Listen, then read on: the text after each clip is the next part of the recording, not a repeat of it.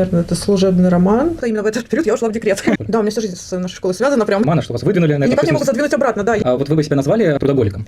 Это было очень рискованное мероприятие, скажем. Что вы назвали своего ребенка в честь одного из учеников. Вот. Да, Антиникита. Кричала: Оля, разоружайся, я снимала с себя автомат, каску, все.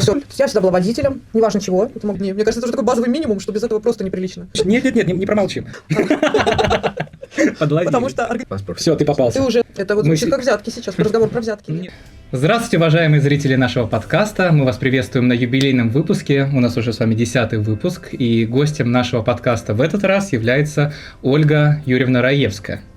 Очень приятно с вами встретиться, молодые люди. Наслышаны о вашем подкасте. Знаем. Интересно поучаствовать. Надеюсь, что любите. Ну, давайте вот сразу же с клише. Лёша. Так, по традиции. Мы все время учителей спрашиваем, как вы стали учителем. Так вот, расскажите вашу историю. Никакой особой истории нет. Я всегда хотела стать учителем. Я себя не видела в другой профессии, скажем так. Да, после школы пошла учиться на филолога английского языка.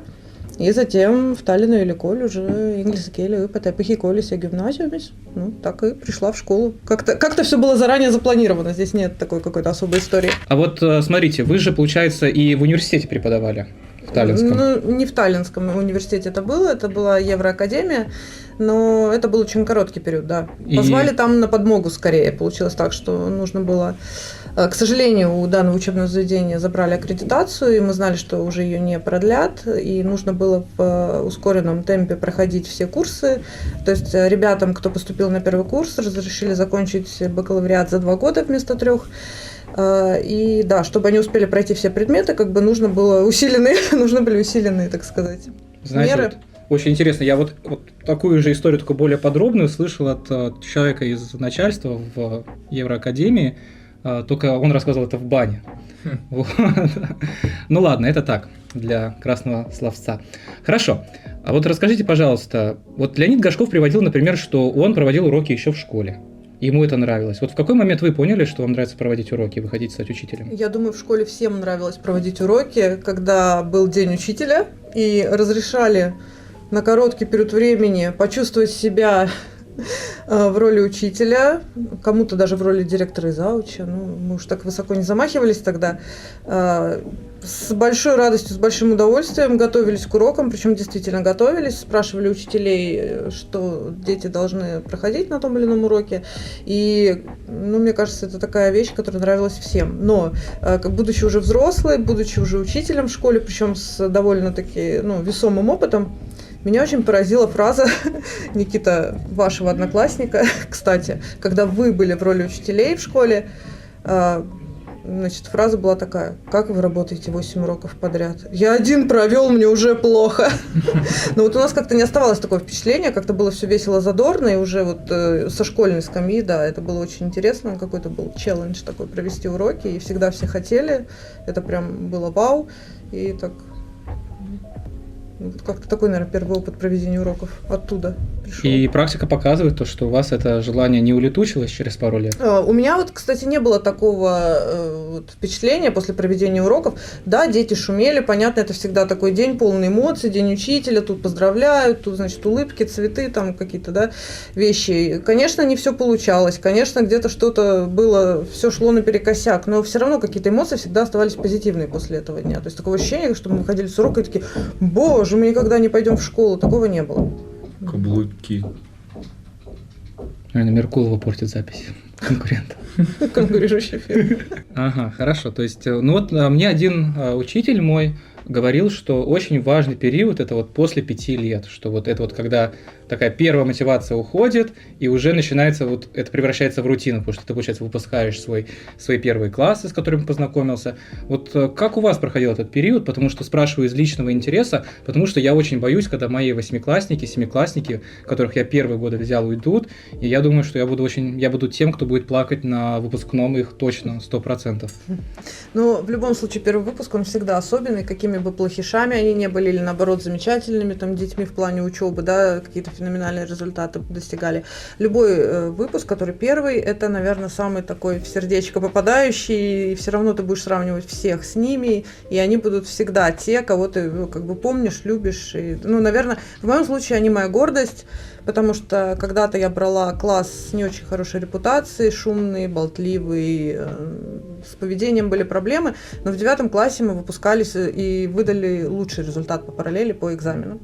И в 10 тоже многие пошли, те дети, кто закончил гимназию, добились все, в принципе, неплохих результатов, поэтому ну, для меня они прям вау, конечно, вау, любимки и ну, как бы до сих пор, да, такие какие-то свое такое отношение теплое к ним. Не могу сказать про кризис 5 лет, потому что именно в этот период я ушла в декрет. Меня этот кризис миновал, наверное, поэтому, мне кажется, самое тяжелое время наступает, наверное, когда лет 8-10 проработал. Вот это вот время такое прям переломное. И тогда действительно все превращается в рутину. Ты уже запутался, сколько ты выпустил детей, сколько тебе еще выпускать. То есть кто начинаешь забывать. Вот тогда, наверное, у меня начался период, когда я поняла, что у меня провалы в памяти каких-то учеников. То есть я помню, что я там преподавала, помню даже имя, фамилию уже не помню. А кого-то и вообще, да, так выбило из памяти. И вот тогда, наверное, это действительно превращается вот в такую рутину. И самый сложный был первый год. Вот у меня лично из ощущений прям очень сложный первый год. И здесь очень зависит от того, кто тебя окружает, какие коллеги, как тебе помогают, не помогают, есть ли к кому обратиться, ты один, ты не один. Мне опять-таки повезло, несмотря на то, что мне повезло, кстати, все равно мне было тяжело. Мне повезло, я пришла в школу, где я училась. Учительский состав на тот момент в большинстве своем это те учителя, которые меня знали, в которых я училась сама, и ну, мне было к кому обратиться. Но даже несмотря на это, я говорю, очень тяжело было, очень. Очень, очень интересно. То есть вы в нашей школе, то есть давайте афишируем это, то, что вы тоже учились в нашей школе. Да, у меня вся жизнь с нашей школой связана прям от и до. А вот как бы вы описали ваши отношения с нашей школой? Они были разнообразные, и не всегда были очень гладкие, не всегда все хорошо складывалось. Я вообще не должна была учиться в 1 классе в этой школе, я жила в центре города, и по распределению моя школа по району была, ну, теперь она называется Таллина Кескелина гимназиум, тогда это была 6-я средняя школа. И случилось так, что по совету маминой коллеги по работе, значит, разрекламировали эту школу. Тогда здесь были спецклассы английского языка, то есть с углубленным изучением английского языка. И на самом деле наша школа, но это тоже не секрет, у нас очень много выпускников достойных, у которых достаточно, ну, имена на слуху, да, не только в Эстонии причем, а за пределами в том числе. Вот. В общем, коллега сделала хорошую рекламу в школе, и мы решили, что мы должны быть здесь. Ну и плюс было в планах переселяться в Лоснове, то есть как бы все звезды совпали. И я попала в 1 класс, это был экспериментальный 1 класс, где мы проходили за 1 год программу 1-2 класса. У меня все время какие-то челленджи со школой связаны, все время какой-то неформат, вот. Но это было интересно. И это было классно, потому что мы были действительно особенный класс, прям вот, ну прям мы чувствовали, что мы особенные, да, какие-то такие вещи. Нам очень повезло с классным руководителем, то есть Лилия Томасовна Васильева у нас была. И когда я пришла, и вот практически все время, что я работаю в школе, она тоже работала. Вот. И, кстати, ее класс сейчас, мой нынешний 8 класс, где классный руководитель, это ее выпускники начальной школы. Вот. Ну и вот как-то, да, значит, поначалу все это было весело, задорно, но я скажу, что к 9 классу обучения мой пыл немножко подутих к учебе, но я думаю, это такая типичная история у многих молодых людей, да, в таком возрасте. И я решила, что мне надо в жизни что-то менять, и школу в том числе. Но в итоге я все равно вернулась сюда, и, да, как бы начала работу здесь. Ну, как я уже сказала, работа тоже гладко не складывалась, то есть сначала было тяжело, были свои вызовы, а далее вот в какой-то момент уже что-то выровнялось, и я привыкла к работе, и что-то, какие-то я себе цели поставила, я уже себя видела, да, в той или иной какой-то сфере, начала проектами заниматься и так далее. Ну вот смотрите, я думаю, что вас можно назвать таким нашим мультиинструментом в школе. Давайте назовем все должности, которые вы у нас в школе занимаете. Во-первых, вы учитель-предметник. Да. Потом вы завуч с 1 по 6 класс. Да. Вы координатор по международным проектам. Да. И... На самом деле, Что-то еще? мои должности, обязанности менялись, опять-таки, по ходу времени, да, ну, вот как развивалась моя какая-то карьерная направляющая и вообще мои сферы интересов. Изначально, да, предметник, классный руководитель, затем совершенно неожиданно, первое, что на меня в этой школе так, ну, свалилось как снег на голову, это было Тервис Эдендус. И свалилось совершенно случайно. До меня возглавляла эту организацию Елена Смирнова, тоже небезызвестная, да, нам всем учитель эстонского языка и ваш классный руководитель в прошлом. Вот, и да, я вышла как раз с декрета, мне сказали, а вот надо. И это было очень неожиданно, то есть как бы я никакого отношения к этому делу не имела. Но поскольку сказали надо, значит надо. Пришлось походить на курсы, пришлось как-то что-то делать, заниматься, развивать. И здесь меня вообще как бы в этой школе очень поддерживают, окружают хорошие люди. И это очень дает, ну, большой такой плюс и вообще возможность двигаться вперед. В тот момент, когда, значит, Тервис Эдендус встретилась на моем пути, меня очень поддержала наша школьная медсестра Тамара Виртма тогда, да, работала у нас медсестрой. И как бы она сказала, говорит, ну раз ты теперь этим занимаешься, давай мы с тобой сделаем это и это. Ну, мне показалось интересно, думаю, почему бы и нет, давай сделаем. Ну и сделали то, что там какие-то, да, себе поставили цели. В принципе, потом вот в ковид у нас родилась тогда онлайн-конференция, потом она вышла уже из формата онлайн, Алексей был ведущим даже, да, у нас, и участником тоже, это Минусюда, в рамках которой мы приглашаем гостей уже и с других городских школ. Вот. После Тервис Эдендус появилась Кива в нашей школе, и как-то почему-то и там я оказалась причастна. Вот. На самом деле у меня там была такая посредственная роль, я не была в команде Кива как таковой. Я была больше как вот распространитель информации, организатор каких-то мероприятий, событий и так далее. И это тоже было интересно, потому что сама по себе программа была в новинку, да, какие-то вещи. То есть мы тоже стали организовывать мероприятия. В какой-то момент тогдашний директор наш Андрей Канте, да, сказал, что давайте объединим эти две вещи, потому что они, в принципе, имеют общие цели, такие как Ваймна, Тервис, да, Хеолу и прочие. И мы решили, что это действительно классная идея объединиться, проводили какие-то совместные мероприятия очень долго. Затем директор сказал, что нам нужны проекты. Стали разбираться в этой стезе, да, и уже там как-то смотреть, что мы можем сделать, какие можно найти варианты. Ну и вот так потихоньку. Затем у нас появились и Пикогу Коннад в школе, да, вместо традиционных предметных объединений у нас учителя разбиты по командам, вне зависимости от их предмета, того предмета, что они преподают. И в Пикогу Коннад тоже нужны были какие-то предводители. Ну и получилось так, что предводителем предводителей стала я в какой-то момент. Вот, потом мы решили немножечко от системы отказаться, да, поменяли. Сейчас скажу, прям как на уроке истории формы управления. Поменяли систему, то есть и Пикогу Коннад у нас остались, руководители остались, но как бы уже ушло это все немножечко под ответственность заучи, и директор тоже больше сам этим занимается теперь, да, как бы собирает нас вместе.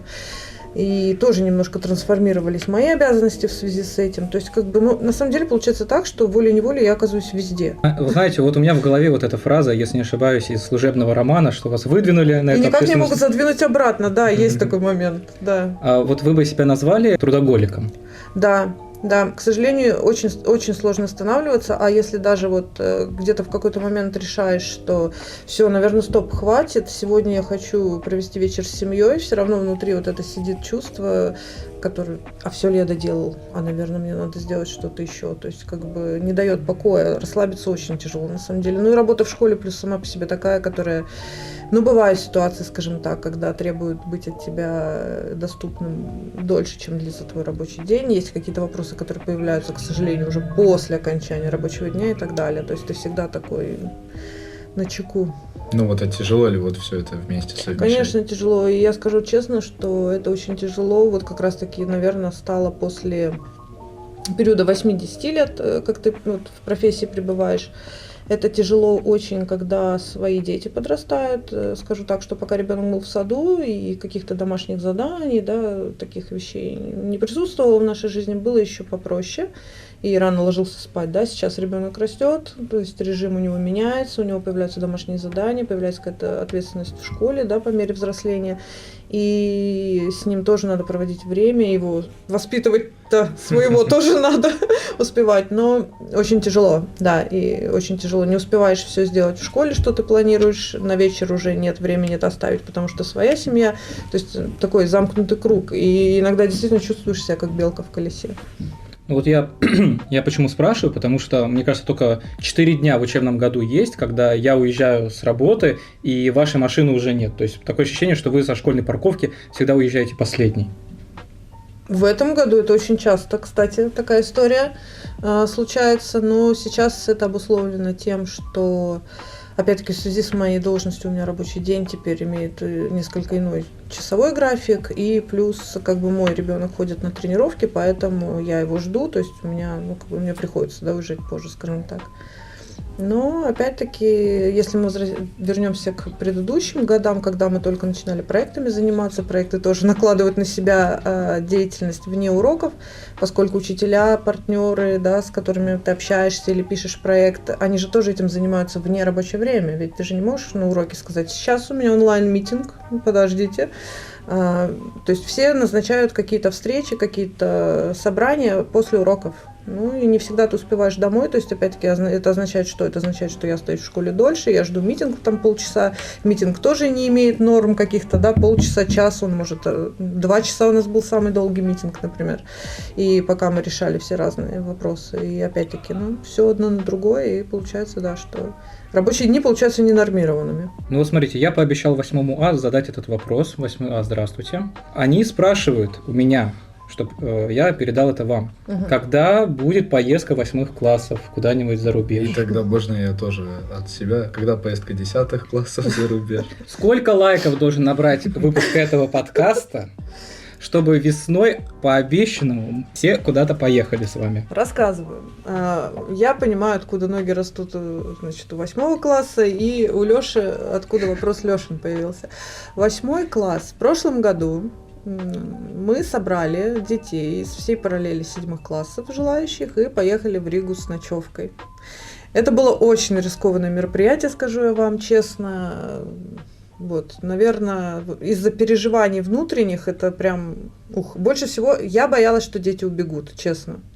На самом деле, оказалось, надо было бояться, чтобы они не разнесли отель. Убегать они не собирались, как выяснилось позже. Это не вы нас закрыли, это вас закрыли. Это нас закрыли, да. То есть они убегать из отеля никуда не собирались ночью, они хотели потусоваться в одном номере. Оказывается, вся идея поездки для них заключалась в этом, что меня немножко подуспокоило, конечно, и вселило оптимизм, потому что, когда мы в закрытом пространстве, контролировать немного легче все-таки.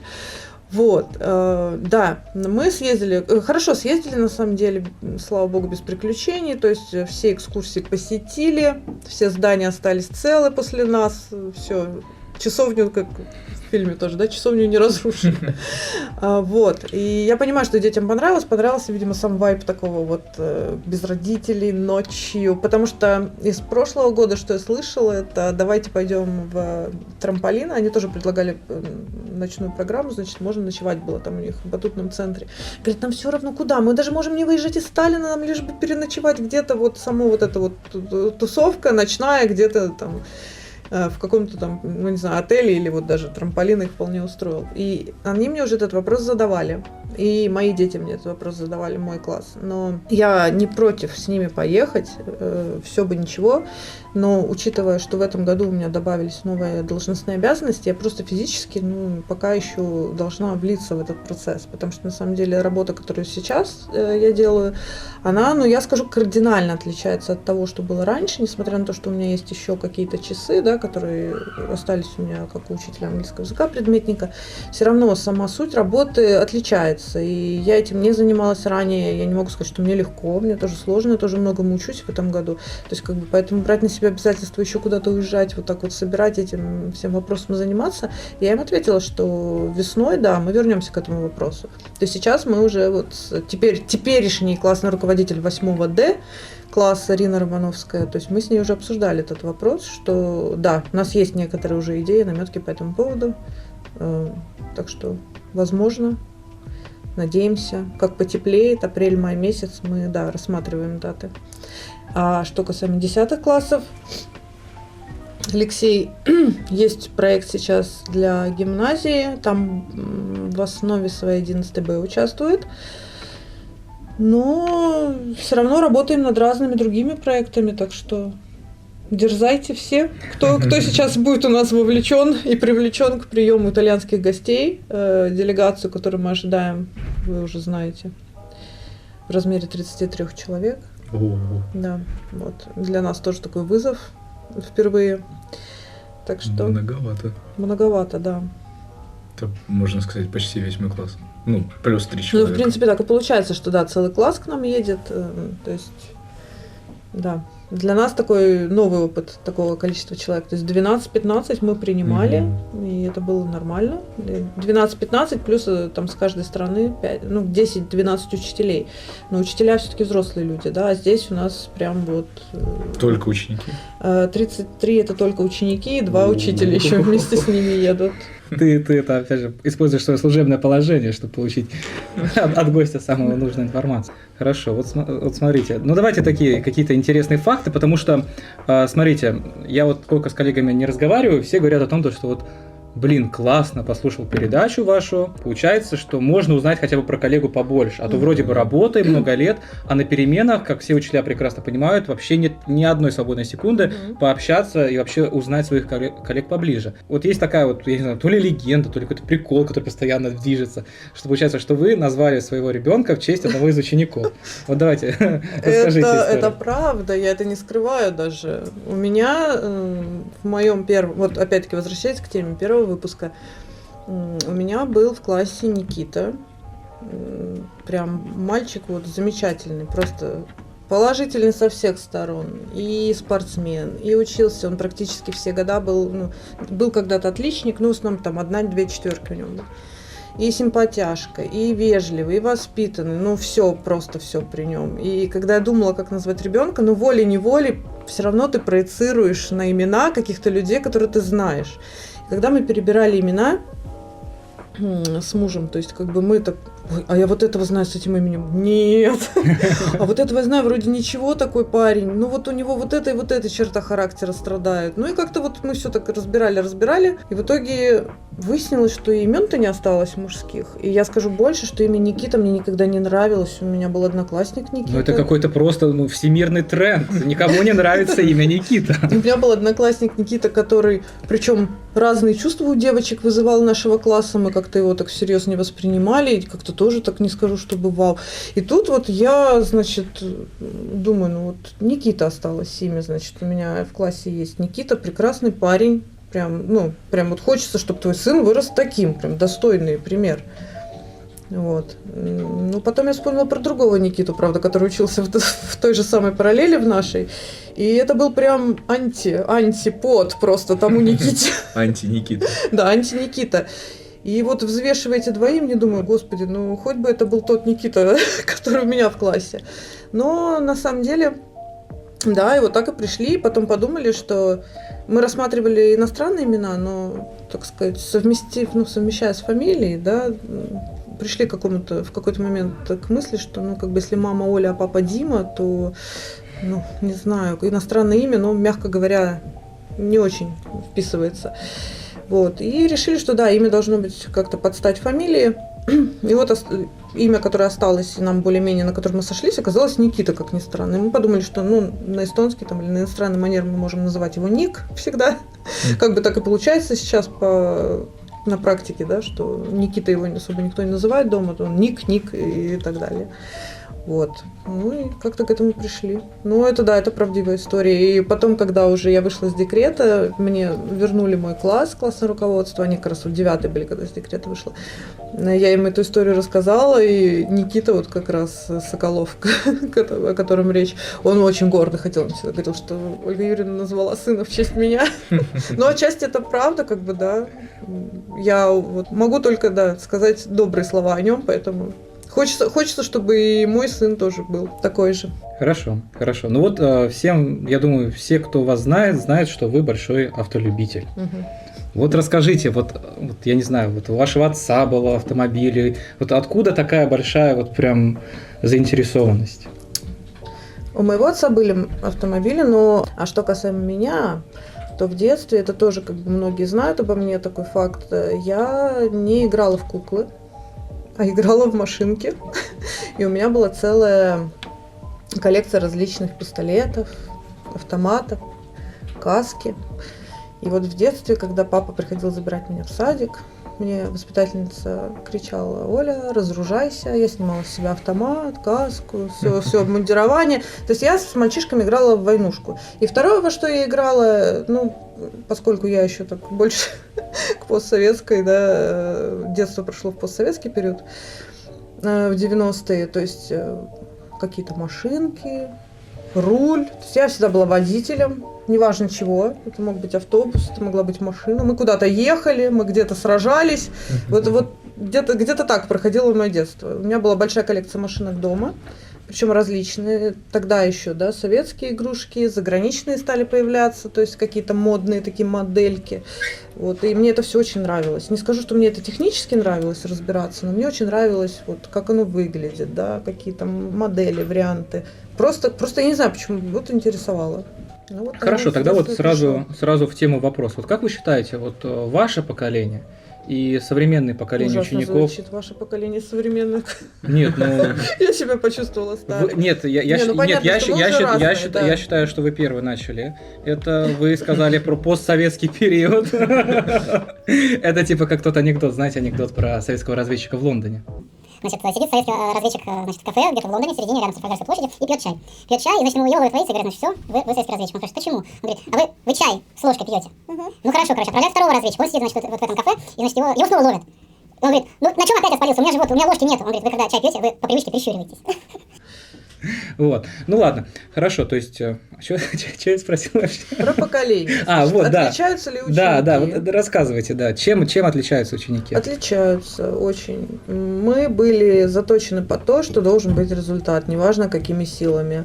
А нынешние ученики очень берегут свои силы, очень бережно к себе относятся, результат им не нужен, им важно скорее их какое-то моральное, душевное, физическое состояние, благополучие. То есть, а что дальше, это другой вопрос. У нас было не так. У нас умри, но сделай. То есть, как бы ты живой, и все. Остальное не причина, почему ты не сделал, не пришел и так далее.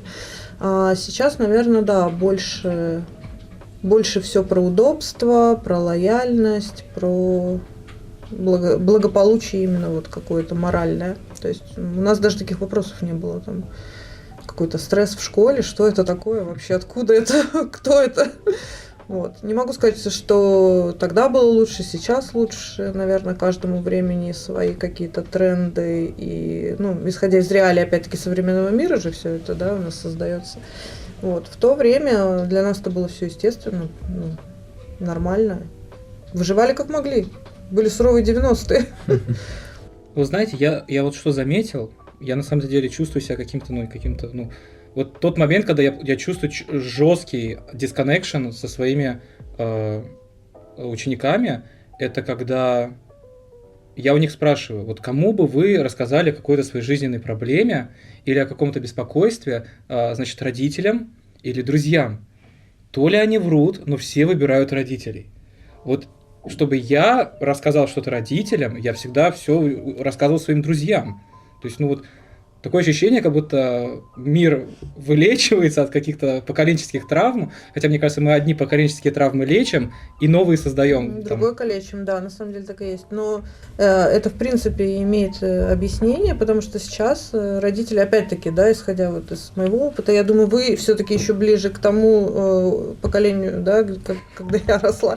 Но понятие воспитания и прочее. Почему друзьям? Мы же тоже все друзьям рассказывали, потому что ты пришел, сказал, там, мне поставили 3, и так, и так. И кто виноват? Значит, ты сам виноват, что тебе 3 поставили. У нас же было так. Я думаю, у вашего поколения еще тоже так было вполне. Сейчас немножко риторика меняется. Да? Сейчас родители начинают узнавать, почему, а что было, а расскажи поподробнее. Не исключаю, что у детей как будто этот кредит доверия к родителям за счет этого, конечно, возрастает. То есть у нас было так, но все равно разбираться никто не будет. И поэтому мы пойдем обсудим с друзьями о наболевшем, как, что и почему. Ну вот моя теория как раз-таки то, что то поколение, которое было травмировано вот этим жестким за оценками, критикой и постоянной слежкой, оно выросло, и оно не захотело передать эту травму своим детям. Конечно. И поэтому конечно, они так вот, и есть. и вот они поэтому пытаются реабилитироваться. Вот на зло своим родителям, то есть бабушкам и дедушкам, покажу, как я могу, вот у меня будут свои дети, и я покажу, как нужно их воспитывать. Да, да, так и есть, я абсолютно согласна в этом. Но вопрос немножко в другом. Вот действительно ли мы были настолько вот этим травмированы? Спорно. У меня тоже было так, что получил, изволь, это твои проблемы. 2, значит, ты отвечаешь там за свои оценки и так далее. Делай, что хочешь, должно быть исправлено. Но я не могу сказать сейчас, конечно, в детстве мне это было обидно. Может, и действительно там бывали всякие ситуации, что и учителя тоже разные бывали, они тоже люди, да, там. И отношение учителей тоже не всегда справедливое было. Но вот сейчас, когда уже взрослый человек, я не считаю, что это был неправильный подход, потому что это как раз-таки было то, что научило нас решать свои проблемы, искать какие-то выходы из создавшейся ситуации и так далее. То есть, если у меня сейчас мой ребенок получает какую-то негативную оценку, то есть я не вдаюсь в подробности, кто там был прав, кто виноват. Априори ты в школе, что-то привело к этой ситуации, ты должен знать и соблюдать рамки. Если ты все соблюдаешь правильно, этой ситуации не возникнет, если ты все делаешь по правилам. Раз эта ситуация возникла, значит, где-то что-то просело. И решаешь свои проблемы ты сам. Идешь на пересдачу. Я могу сказать, что у тебя пересдача такого-то, такого-то, потому что он еще в начальной школе, 4 класс. А остальное все, пожалуйста, твоя ответственность. Могу помочь подготовиться, пересдать, объяснить что-то еще раз. Но все остальное это твоя история. Когда мне начинают говорить, я боюсь подойти к учителю, вот здесь момент, что, дружочек, чтобы так получилось, что ты получил замечание, ты не боялся. Значит, надо как-то брать ответственность за свои поступки. Давайте тогда вот сыграем в нашу рубрику «Норм или стрём». Мы вам говорим утверждение, а вы высказываете свое личное по этому поводу мнение. Норм или стрём пить на уроке кофе, если ты учитель? Норм. Это провокационный вопрос.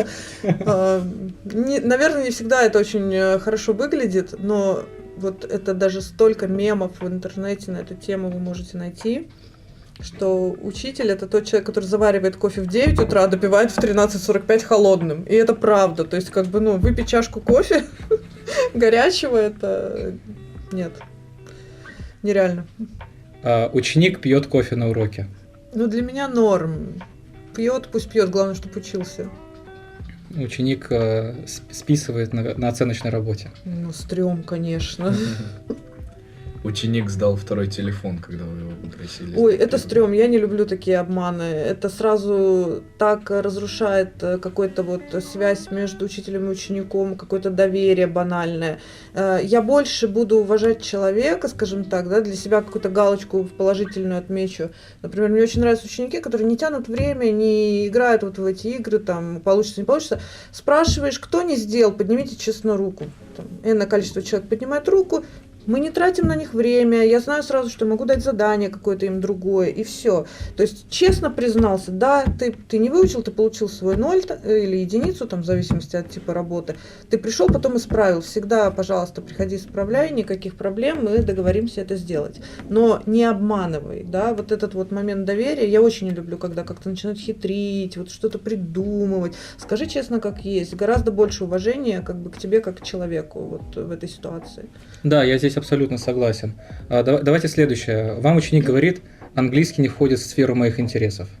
Стрём. Он не может не входить в сферу интересов в наши дни. Мне кажется, это уже такой базовый минимум, что без этого просто неприлично. Не делать устное домашнее задание. Стрём, конечно. Да, Устную часть экзамена никто не отменял. тоже верно, да. Опаздывать на 3 минуты. Стрём. За 3 минуты бывает уже начинается урок, и если урок начался, и человек только-только ты сказал well, hello, поздоровался не знаю, только у тебя вдохновление начать урок, и кто-то заходит, все заново, не очень люблю такие ситуации. Я сама очень человек такой, что стараюсь приходить заранее, да, сейчас, если какие-то встречи и так далее. На уроке я, например, будучи учеником, опаздывать себе не позволяла. И считаю, что непозволительно. А учителей немножко промолчим. А если учитель опаздывает? Нет, не промолчим. Если учитель опаздывает на 3 минуты? Если учитель опаздывает на 3 минуты, ничего страшного, класс может подождать на самом деле. Мгм. Не говорю, что учитель может себе такое позволить, на самом деле не должен. Но я просто знаю, что, например, у меня за мной такой грешок водится, потому что, опять-таки, различные и задачи и так далее, да, в школе здесь выполняешь, не всегда просто успеваешь даже за перемену сделать то, что тебе нужно. Вот. Но на самом деле нет, все должны, да, уважать время друг друга. Вы знаете, вот наш прошлый гость, Оксана Витальевна Йогасан, на вопрос, норм или стрём, если учитель опаздывает на 5 минут, она сказала, что стрём. Ну, я вам тоже как бы сказала, что как бы норм, и дальше посмеялась, и сказала, что никто не должен опаздывать-то по большому счету. Ну,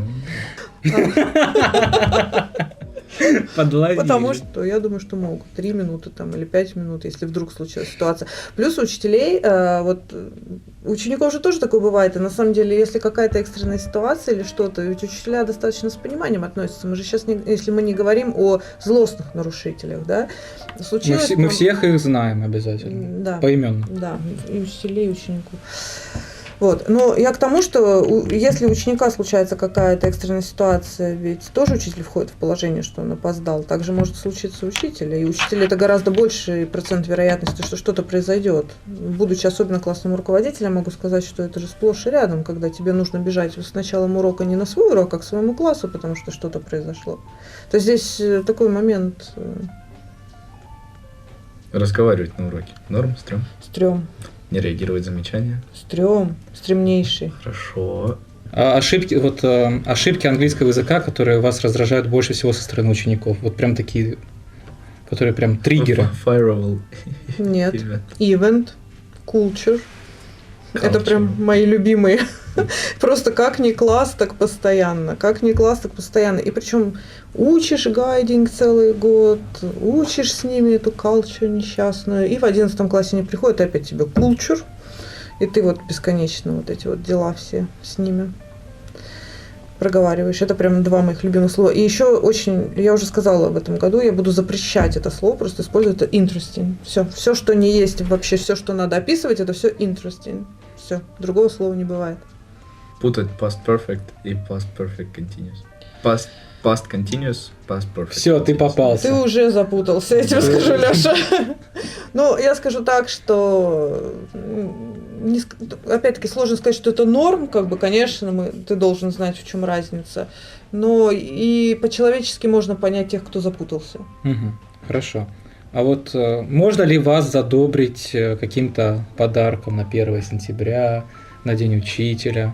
Это вот Мы звучит все- как взятки сейчас, разговор про взятки. Нет. Но я имею в виду, вы так гордо выставляете букеты, конфеты, которые вам дарят. Но я их выставляю не потому, что меня кто-то задабривает, а я выставляю потому, что это, наверное, как символ больше благодарности, какого-то доверия, раз тебе там дети хотят подарить букет, хотят принести там шоколадку, цветочки. У меня бывали случаи, когда дети в буфет ходили и приносили мне какую-то там вафельку, печеньку или что, говорят, а мы вот в буфете были, мы вас хотели порадовать, вам принести, ну, потому что вы хороший там человек, учитель и так далее. Это скорее больше как, наверное, про какой-то кредит доверия к тебе, как к человеку, как к учителю, как, не знаю, классному руководителю, да, и когда ты понимаешь, что каждый хочет вот как-то тебя отблагодарить, ну, к сожалению, ну, какой самый легкий способ отблагодарить учителя, такой заметный, да, это вот поздравить с каким-то праздником. Если ты понимаешь, что многие тебя хотят с ним поздравить, наверное, это какая-то отдача, то есть ты понимаешь, что что-то ты делаешь правильно, значит, все-таки в своей работе, раз дети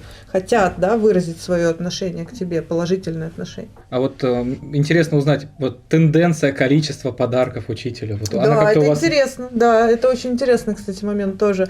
Я замечала. Ну, конечно, чем старше дети, тем как бы получается, да, пропорциональная зависимость. Чем моложе дети, тем больше. Но, наверное, это объясняется тем, что и родители сказали, да, подари, и что ребенок идет и дарит. То есть, чем старше дети, там уже начинается история, да ну, стрёмно, да ну, там никто не занимается этим уже, зачем? Вот, но интересно, что гимназия, когда приходят дети в гимназию, там опять все заново начинается. То есть 10 класс, он опять как начальная школа. Но там уже дети доходят, я так понимаю, больше уже, да, свои чувства какие-то выражают, свое отношение к учителю. То есть если учитель нравится, то, соответственно, да, ну, какие-то там подарки и так далее. А бывает и наоборот, бывает в 10 классе как-то вроде нейтрально все, вот в 12, когда начинаешь прощаться с детьми, выясняется, что вообще они хотят тебе что-то и на память подарить, потому что вот им нравились уроки, потому что было здорово, хотя вот ты сам так думаешь, я бы никогда не подумал, что именно эти дети скажут, придут спасибо, да, за уроки, за знания и так далее. Вот, кстати, вот в тему, вот разговор, который у нас часто повторяется, это, значит, я вам в гимназии говорил там, спасибо за урок, было интересно. И вот Ольга Юрьевна посмеялась, потому что как раз-таки она все время не понимала, говорю ли я это искренне, или у меня есть какая-то там издевка или подкол. Но самое интересное, что я реально говорил это искренне, я не понимал, почему такая реакция, откуда это недоверие.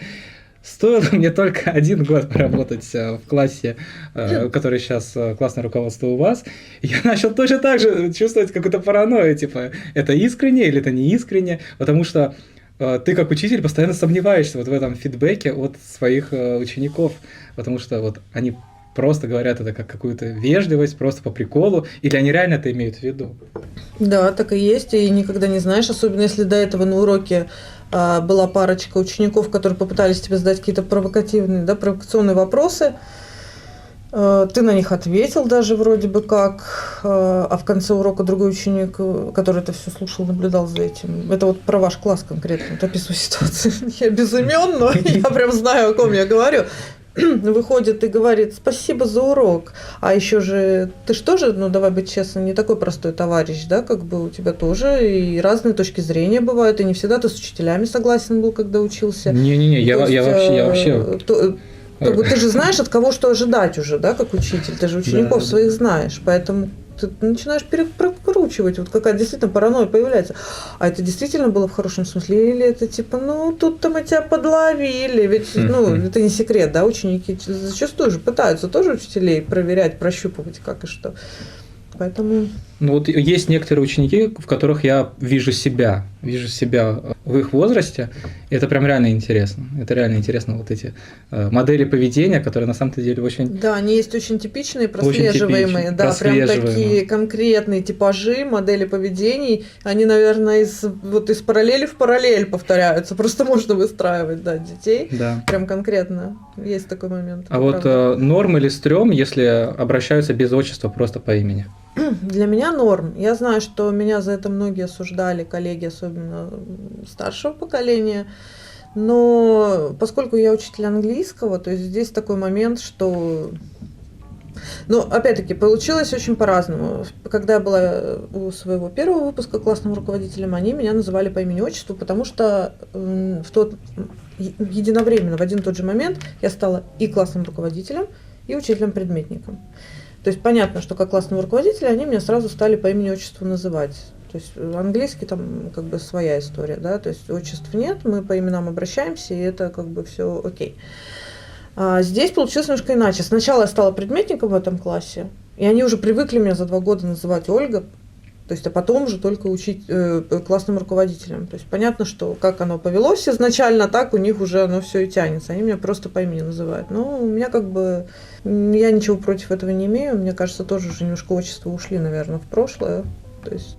Я замечаю, что это вот прям такая общешкольная тенденция на самом-то деле. Я все больше и больше слышу, что обращаются без отчества и что это более акцептируемо.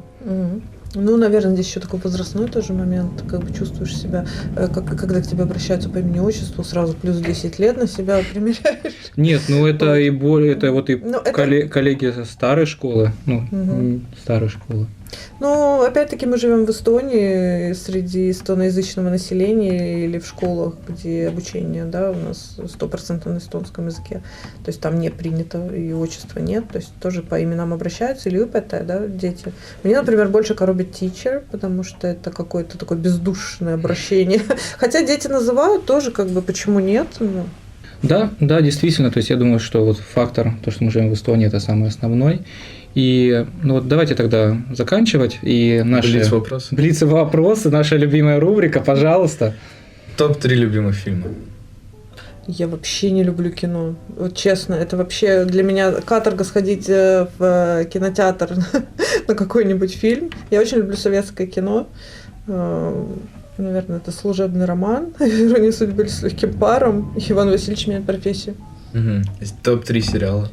Сериалы вообще не смотрю. Это было в далеком детстве. «Дикий ангел» сериал на все времена, который смотрели все дети, да, там 90-х, то есть и на котором выросли все дети 90-х. Вот, ну, не мое вообще. Топ-3 книги. Топ-3 книги. Я скажу так, что «Мастер и Маргарита» на меня произвела очень большое впечатление в свое время. Я очень горда тем, что прочитала «Войну и мир» от корки до корки в школьном возрасте. Это было в школьном возрасте, по школьной программе тогда. И, наверное, из такого более современного. Не знаю, читала то, что в тренде было, да, в свое время, всякие детективы, там, японских авторов и так далее. Но, наверное, сейчас даже не скажу, чтобы что-то такое в топе осталось. Современные книги вообще так особо, честно скажу, не читаю. Все, что читать приходится, это все связано сейчас больше с профессиональной деятельностью. То есть курс английской литературы. Бывает и такое, да. Или книга о возникновении языков, например. Не скажу, чтобы очень мне хотелось ее прочитать, хотя тоже я очень впечатлилась, на самом деле. Вот, ну... То есть по мере надобности, да, чтение возникает по мере надобности. Тогда под вас немножко еще вопрос подстроим, так как вы любительница машин. Топ-3 марки машин. У меня нету топ-3 марки, у меня есть одна марка, на которой я езжу. Неправда, вы ездили на разных марках. Да, но как опыт показывает, как бы сколько ни пыталась куда-то что-то поменять, все равно вернулись к истокам, поэтому... Хорошо, и давайте тогда 2 последних вопроса. 3 самых любимых и нелюбимых момента работы. Нелюбимых – это то, что не нормированный рабочий день и невозможно отключиться от работы. Нелюбимый момент, когда ты очень, а такой часто, к сожалению, бывает, когда ты на что-то очень надеялся, а случилось все не так. Это часто связано именно речь о взаимоотношениях, в основном с детьми, когда ты надеялся, доверял, что-то тебя подвели, что-то пошло не так и так далее. И, наверное, еще такой момент. Призыв к порядку вечный. Просто все время хочется, чтобы какой-то был идеальный мир, да, чтобы все-таки тебя с первого, второго, третьего максимум раза слышали. Вот, и не было таких рецидивов, скажем так. Если говорить о хороших моментах, мне очень нравится коммуникация с детьми, взаимодействие с детьми. Мне нравится сам процесс преподавания именно, да, сами уроки. И, наверное, третье – это то, что ты всегда как бы в каком-то движении. То есть на этой работе ты не засидишься. У тебя здесь тебе надо идти сюда с классом, тут тебе надо участвовать в этом, тут еще что-то наводишь. Постоянно вот это движение, да, и какие-то вещи, которые ты в обычной жизни, если бы ты занимался, допустим, в какой-то другой сфере, ты бы с ними не столкнулся. А здесь ты сталкиваешься не потому, что ты учитель, а потому что ты должен быть везде, ты развиваешь детей, это все интересно, ты хочешь дать по максимуму, поэтому ты везде. И ты как-то так, тем или иным образом, да, ты становишься как бы так, ты соприкасаешься со всем вокруг, да, со всем окружающим тебя. То есть хочешь что-то там техническое, да, пожалуйста, техника или коль, курсы, какие-то уроки, экскурсии и так далее, пошли туда. Хочешь, я не знаю, там языки, туда и так далее. То есть как бы какие-то science, да, там естественные науки. Все возможности есть, все данные. Причем сейчас в школе, по сравнению с тем, что было, допустим, в мое детство, возможностей в разы больше, было бы желание. Иногда действительно не успеваешь охватить, объять необъятное. Возможностей больше даже, чем ты можешь себе это позволить. Хорошо, спасибо большое. Может быть, что-то, что вы бы хотели бы сказать нашей аудитории, донести какую-то мысль учителям, коллегам, которые слушают, смотрят? Ученикам вот хотелось бы донести такую мысль, что немножко поспокойнее все воспринимать и немножечко себя больше организовывать, учиться. А коллегам спасибо за поддержку, что всегда рядом, и да, спасибо за то, что у нас такой хороший коллектив, на который можно положиться. Вот. А детям, да, учиться, еще раз учиться и быть более любознательными. Знаем их людей, которые также говорили. И на такой хорошей ноте всем спасибо большое за просмотр, что досмотрели. Не забываем ставить лайки, подписываться, ставить колокольчик. И все-таки давайте попытаемся уговорить на весеннюю поездку Ольгу Юрьевну. Но только если сопровождающий у меня будет Никита.